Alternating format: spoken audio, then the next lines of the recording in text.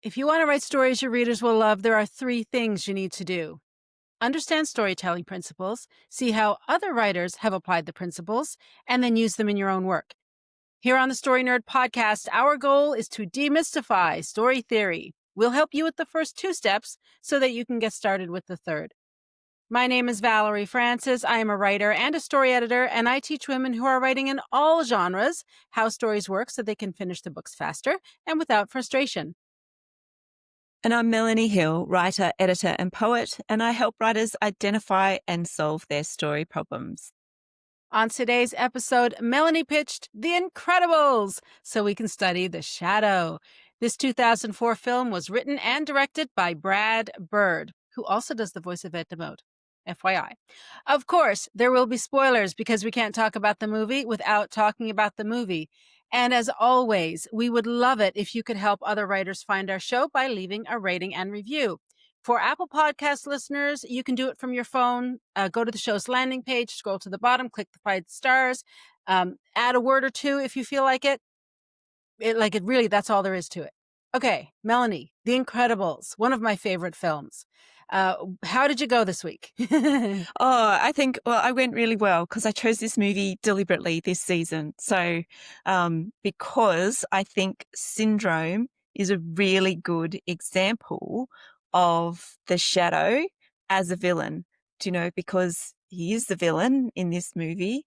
And he is also an example of how to personify the hero's shadow. So he is, in some way, a version of Mr. Incredible's shadow personified.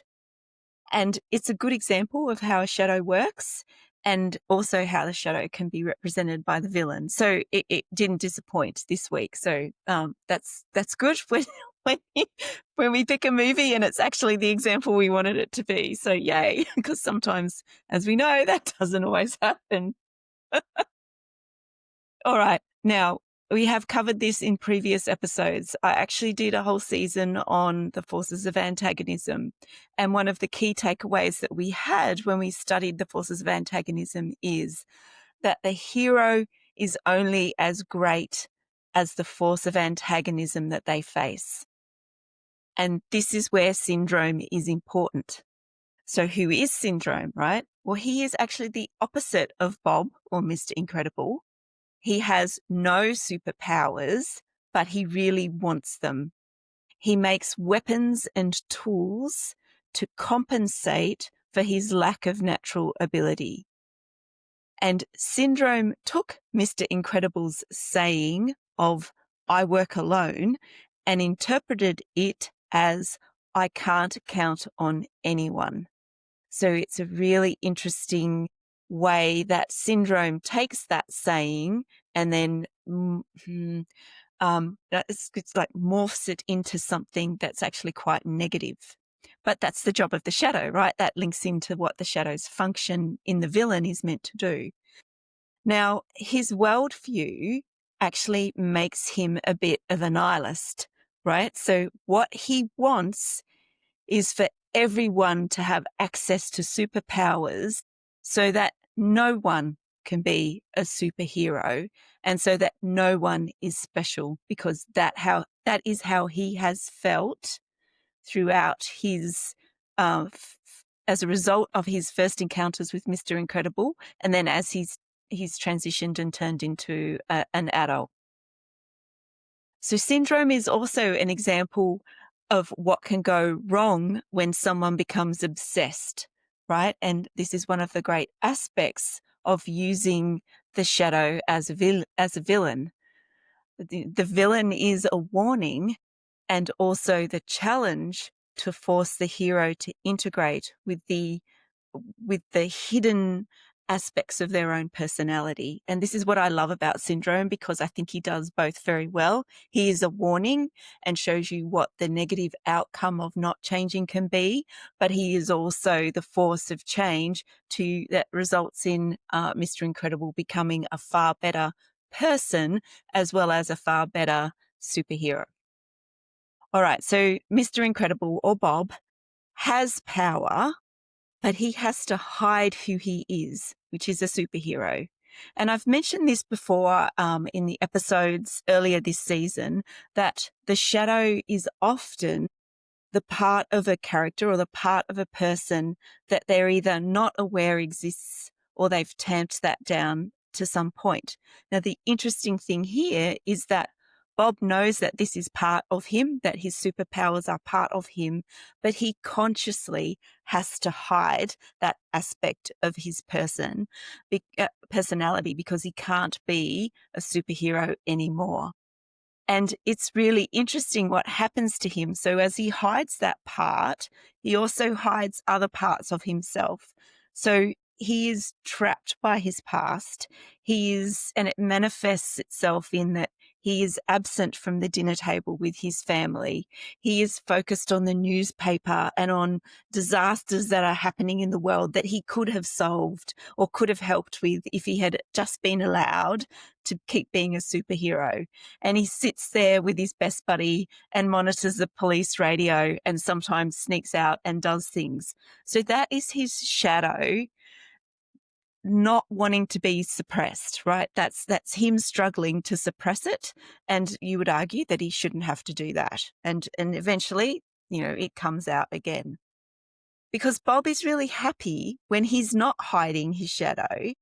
But what he does then is he hides his superhero work from his family. So what Bob must become is a superhero with family responsibilities. So he needs to merge those two parts of his life together to actually become the person that he could be and should be. Now, another interesting thing about Syndrome, however, is that he is prepared to kill or to have people die in order to win, whereas Mr. Incredible isn't. So Syndrome sees domination as strength, whereas Mr. Incredible is stronger with his family. And so he's stronger when he has something to fight for or worthy to fight for. So the contrast between the two characters is actually stated, because it's a children's movie, it's actually stated by Mirage after Syndrome shows her that he is prepared to let her die as part of his revenge plot. And she says to him, and I quote, "Valuing life is not weakness, and disregarding life is not strength," end quote. So that's really obvious there when she says that about the contrast between Syndrome and Mr. Incredible. And it's actually a really good point, and it's a valuable thing to learn or thinking about as you're writing and you're comparing your villain with your hero. So just keep that in mind. Now, valuing the life of his family, so Bob's family, and nearly losing them is how Mr. Incredible becomes a better version of himself. And eventually he works with his family and Frozone to defeat Syndrome. Now, it's Syndrome's job to bring out Mr. Incredible's shadow so that Mr. Incredible can become a fully integrated person. But what that means is that Syndrome does not change. Syndrome is not a change character. He is a constant character, right? So the villain is a constant character, but his job as a constant character is to force Mr. Incredible to change, and he does that.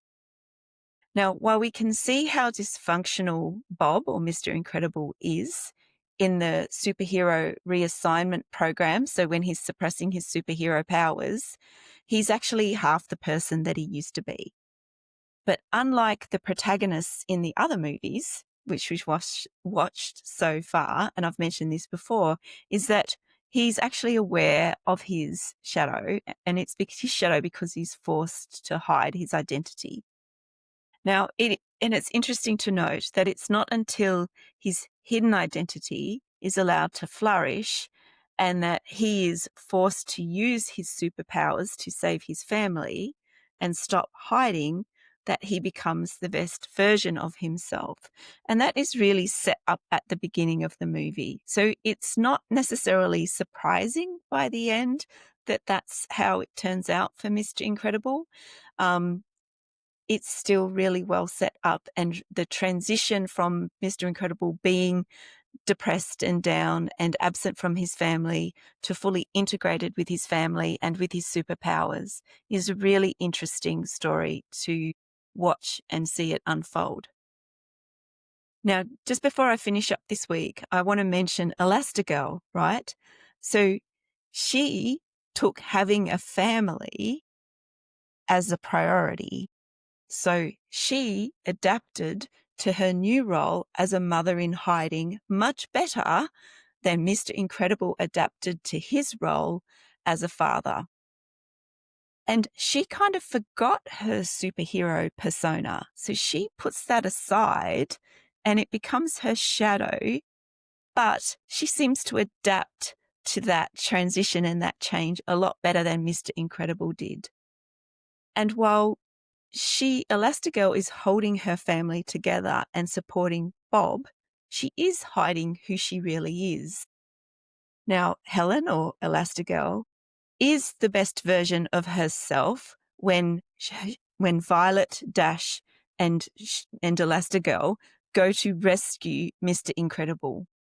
Her transition into a fully integrated person is less dramatic than Mr. Incredible's because she has made a choice to prioritize her family. However, her choice does come at a cost.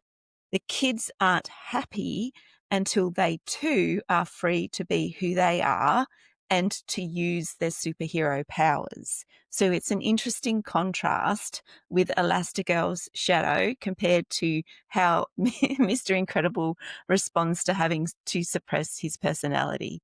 And I'll leave that there. I think I could say a lot more about why that's the case, but I think it's pretty obvious. But anyway, Valerie, how did you go this week with your area of study?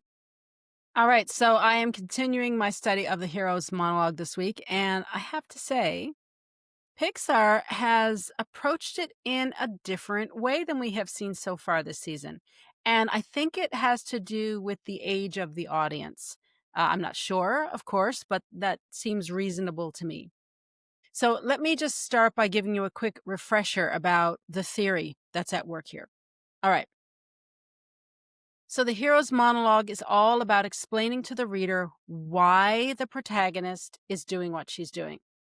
Because if that's not clear, the reader is going to get confused. She's not going to care about what's happening, and she's not going to understand the point of it all. When the going gets tough for the hero, if the reason for the hero's actions aren't clear, the reader is going to think to herself, well, why doesn't the hero just stop? Right? There's got to be a logical reason that the reader understands that the hero cannot stop going after their object of desire. Otherwise, they will give up. Right? Like, and you haven't got a story. Right? Your story's going to be really short.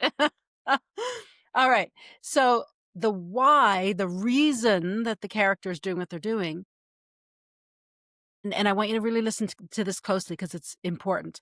The why, the motivation, the reason for them doing what they're doing is connected to the stakes of the story.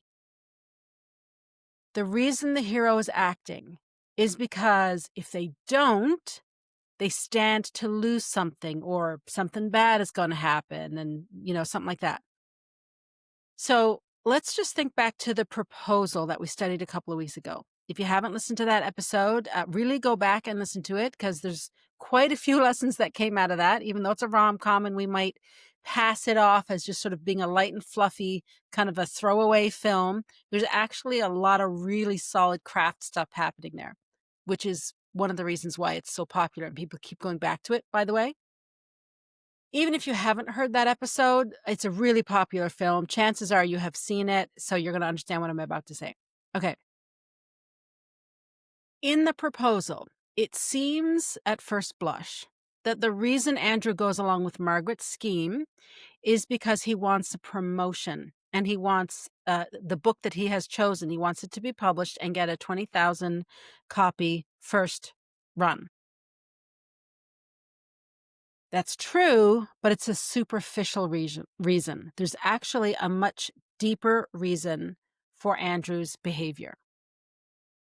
The deeper reason, the real reason why Andrew does what he does, is because he loves Margaret. He doesn't realize that at first, but he comes to realize it over the course of the film. So what's at stake for Andrew then? Well, if he doesn't act, if he doesn't go along with this harebrained idea of hers, he risks losing the love of his life. So that's the connection between the why and the stakes. All right, so that's the proposal. What about The Incredibles? What about Mr. Incredible? So what's the deal with him? Why does he choose to resume his superhero role when he's not supposed to? Well, just like in the proposal, two ideas are being offered up. One is more superficial and one is deeper.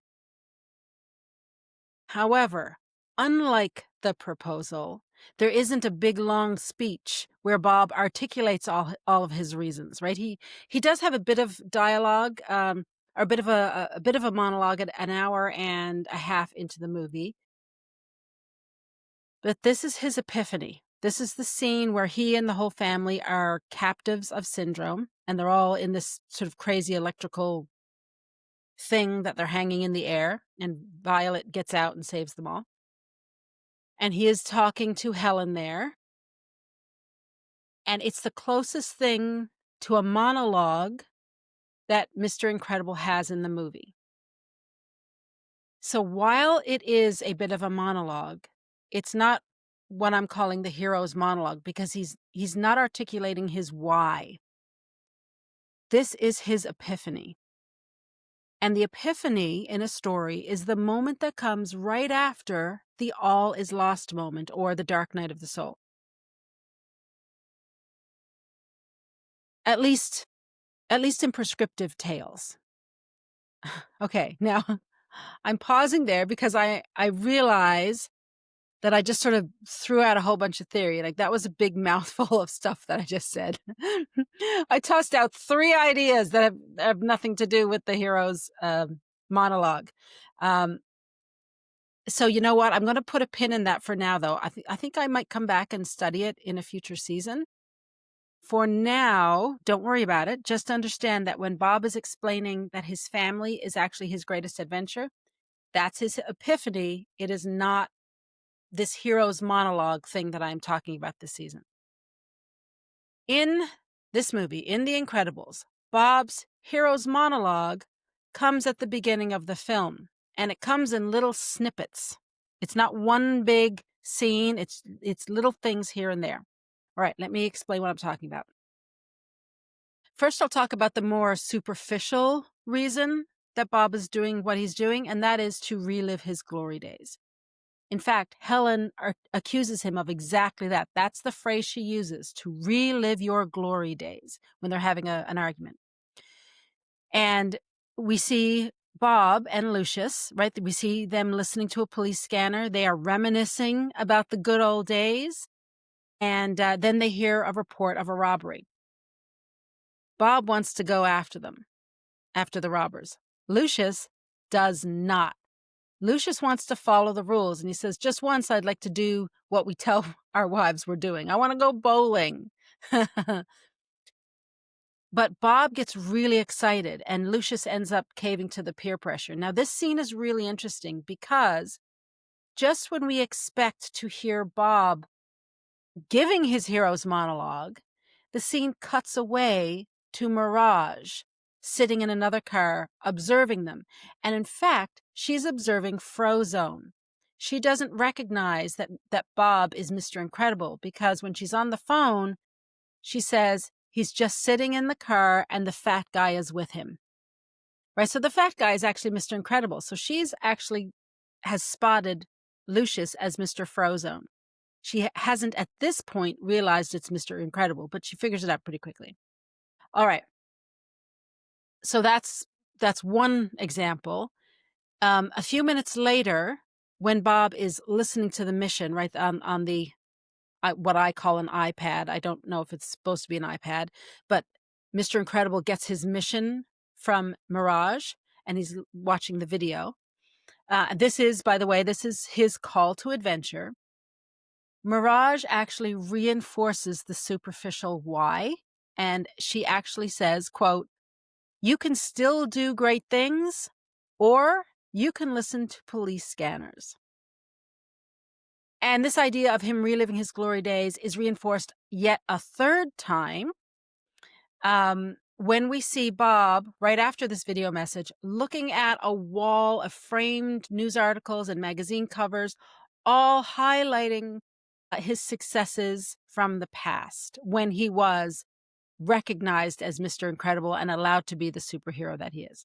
So, yes, it seems from all this that Bob's true why is that he wants to relive his glory days. And I think it's important to have that in a children's film and to really hammer it home over and over again, because the kids need to understand why he's doing what he's doing. Okay. They need the repetition. However, and reliving the glory days is fine as a why as far as it goes. Absolutely. However, this is Pixar. This is early days of Pixar when they were really good. They are so clever at storytelling that they are able to weave a much deeper reason for Bob's actions into this children's story. And this deeper reason, I think children pick up on as well. I don't think they have any trouble understanding it. And I think it's the real motivation behind his actions. And it is also mentioned multiple times. When Bob and Lucius are listening to the police scanner, Bob says to Lucius, "You don't want to protect people?" That's clue number 1. Clue number 2, when Bob gets home later that night and he and Helen are fighting, Bob says, "I performed a public service. You act like that's a bad thing." Okay, clue number 2, right? Clue number 3, when Bob gets called to his boss's office and his boss is Mr. Huff, and Huff is yelling at him because the customers are actually making successful insurance claims. Bob says, quote, "We're supposed to help people." He sees a pedestrian being mugged, and then he says, "That man needs help." So that's 4 different instances. We have a 5th instance. When Mr. Huff is in the hospital and Bob is out talking to the NSA agent, he explains his behavior by saying, quote, "Someone was in trouble. I had to do something." So yes, we had, I think it was 3 instances of the superficial reliving the glory days reason, but we had 5 different times where Bob articulates his real motivation is because he is someone who is a public servant. He protects people. He helps people. When people are in trouble, he's there. That's who he is. He's a protector. That's how he is wired. He can't help himself.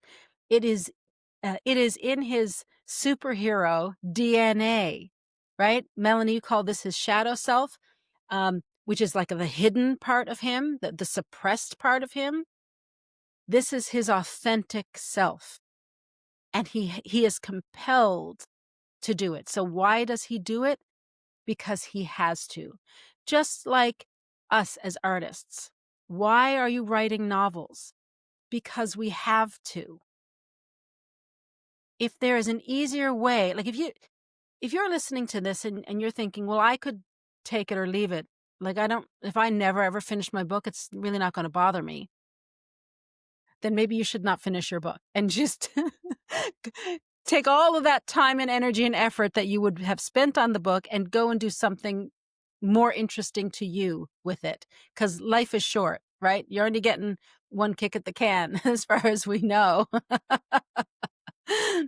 But those of us who stick with this for the long term until for as long as it takes to achieve whatever goals we've set for ourselves, we do it because we're compelled to do it. It's who we are. It's our authentic selves rising to the surface. That's the real reason. That's our why for why are we writing a book? because we have to. We can't not write. Like, I was speaking with a writer friend of mine. She's working on a novel, and she also has a family and a full-time job and all that kind of stuff. And she said, there are days when she comes home at the end of the day and she's just dog tired. And she thinks to herself, I have to stop this book writing stuff because I'm exhausted. And she might actually, you know, take a few days or a few weeks away from it. But that's as long as she can be away from it because it kills her to not be writing. Whatever happens at the end of the day, if she's not writing, she is sad. It's upsetting to her to not write. And I completely understand that. I'm really cranky when I'm not writing. It's a horrible, horrible feeling because as a writer, as an artist, I am compelled to do it.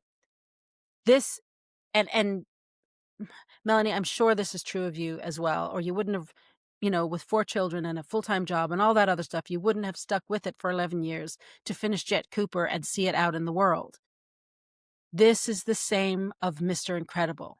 He can't not do it. That's his real why. And it's dribbled in here in little bits and pieces, but it's there. It's not in one big monologue, but the viewer completely understands that Mr. Incredible is doing all of these things because that is who he truly is. So Hero's monologue box is ticked. All right, Melanie, what do you have So, for the action step today?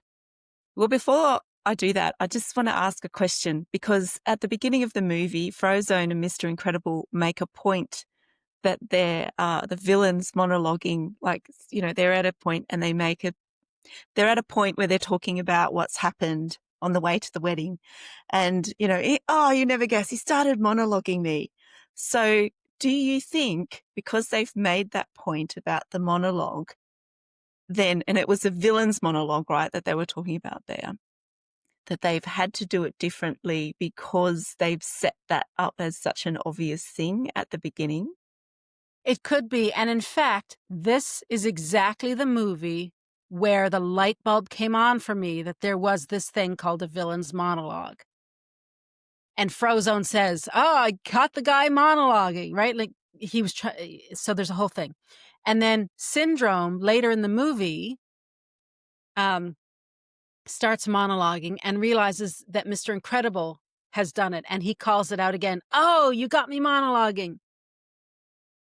It's a really funny joke. But this is when like the dots connected for me. And I went, "Oh, yes, because we have all seen this villain's monologue 1,000 times. Even if you're not a writer or a story nerd, if you just consume any sorts of movies, you know exactly what they're talking about." So when I started to realize that, I went, I wonder if there's a hero's monologue. So then I started to pay attention and looking for a hero's monologue. And sure enough, there it is. Right? So this is a great movie. I love it. And a soundtrack to die for. An awesome soundtrack. But there's a little inconsistency that with all of the times that I've watched this movie, I did not notice until now, which means they get a total pass on it.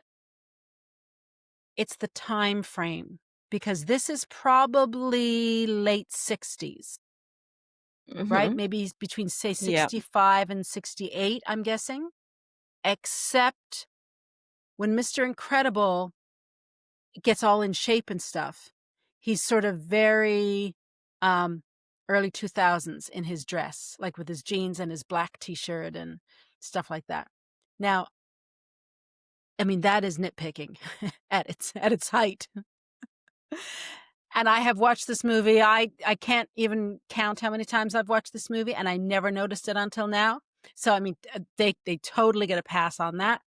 But this is just such a good movie. If you've never seen The Incredibles, even if you don't have children or grandchildren in your life, seriously watch it. It is just plain fun. Mm-hmm. Yeah, All right, it is. It's action good. step. Isn't it? Action step. Okay. So today I want you to compare the characteristics of your hero and your villain. Where do they align and how are they different?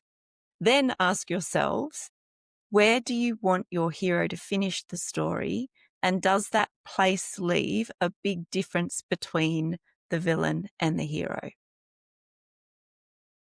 And that wraps it up for this week. Join us again next week when we discuss Dial M for Murder, the 1956 version. To support the show, please leave us a rating and review and tell your writer friends about us. For more information about our online training, go to storynerd.ca/courses. To join my inner circle, go to valeriefrancis.ca/inner circle. And for tips about books to help you read like a writer, visit Melanie at melaniehill.au.